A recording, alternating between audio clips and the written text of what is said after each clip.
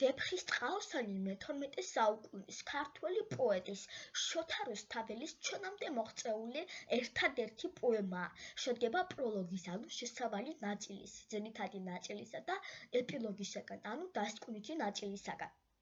შინაარსის მხრივ, ვეფხისტ ყაოსანი რთული ნაწარმოებია. აქ ორი პარალელური ამბავია მოთხრობილი, არაბეთისა და ინდოეთისა, თუმცა ორივე მათგანი ერთმანეთთან სიუჟეტურად დაკავშირებულია.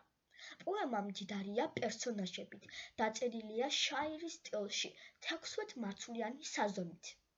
დღემდე მოღწეული არაა ტექსტის პირვანდელი ვარიანტი. უძველესი ხელნაწერი, რომელიც დღეისთვისაა ცნობილი, მე-16 საუკუნით თარიღდება. საუკუნეების განმავლობაში პოემის ტექსტი იცვლებოდა ინტერპოლატორების, ანუ ყალბისმქმნელების მიერ. ხშირად ემატებოდა ახალი სტროფები, ზოგჯერ კი მთელი თავებიც.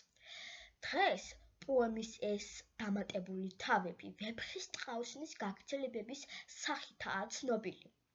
დღემდე მოღწეულია ვეფხისტ ყაოსნის 160-ზე მეტი ხელნაწერი წიგნი.